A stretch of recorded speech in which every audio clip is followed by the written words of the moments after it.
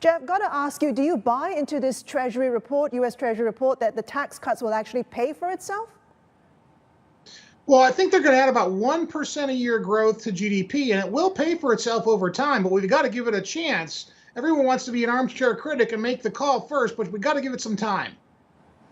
All eyes on Fed meeting today and what Janet Yellen is going to say about the economy. Do you think inflation is going to be in there? Well, the Fed's been trying to create inflation for the last 8 years, and they've been unsuccessful. But I do expect them to increase rates, and they may even accelerate rates if the economy starts to grow at a faster clip than it is currently. Has the markets priced that in, though, you think?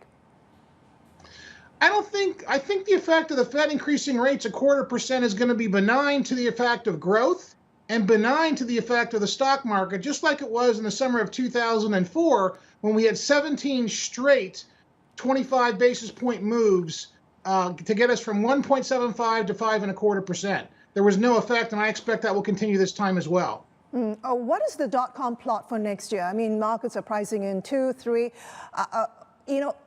What could this actually mean at the end of the day? For interest rates, come again, where do you Christine? see it? What's your outlook? Oh, my outlook for interest rates is I see 3 to 4 moves next year. That'll put the discount rate up to about 1.25 to 2.5%. It will not be impactful to the economy. It might increase the value of the dollar and hurt exports a little bit, but if earnings are doing well and the Make America Great engine is on, then the economy is going to be roaring because consumer sentiment here and domestically hasn't been this high since 2004. It sounds like you're really bullish about the economy as well as where interest rates are going to be headed. Do you see any risks on the horizon for the U.S. economy?